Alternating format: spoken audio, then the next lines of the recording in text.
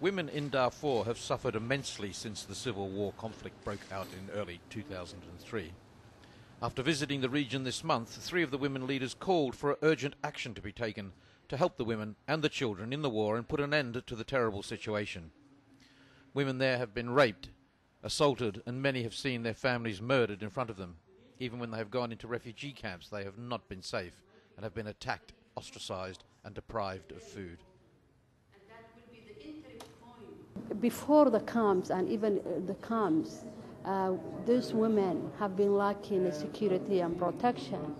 Those of the women whom we met in the refugee camps were widows who lost their husbands in that conflict. Some of them were rape victims, and some of them were elderly women. So they have absolutely no security and protection within the camps and back their, their villages. So their humanitarian situation was a catastrophe. According to the experts, millions of Sudanese people have fled their villages and sought refuge in camps around Darfur.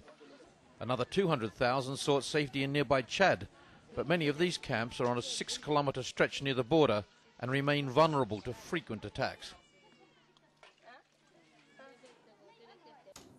The priority of the women is security, the need for a ceasefire, the need for protection around those camps now, the need for quick troops on the ground, peacekeepers in Darfur, because there are whole areas where there are no camps and no aid agencies.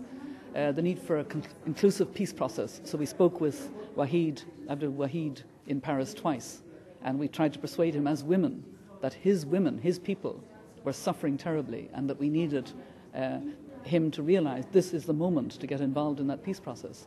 And so it's good that there is the momentum, and we can bring that urgency and the voices and the desperate pleas of women. The women will travel around the world talking to leaders and calling on them to use diplomatic means, including UN sanctions against the different sides in their quest for peace.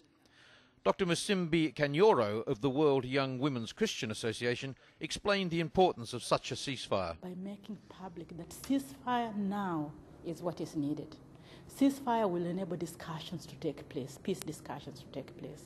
Ceasefire will enable people to feel some security and build on the little hope that they have. Ceasefire will give us a chance to evaluate, will give governments, humanitarian agencies, etc., a chance to evaluate what is happening and determine what is the help that is needed now to the places. To date, the group has lobbied leaders in Germany and France and also met with representatives of the Chinese government in London. They are pushing for further discussions at the key talks by the United Nations in New York later this month.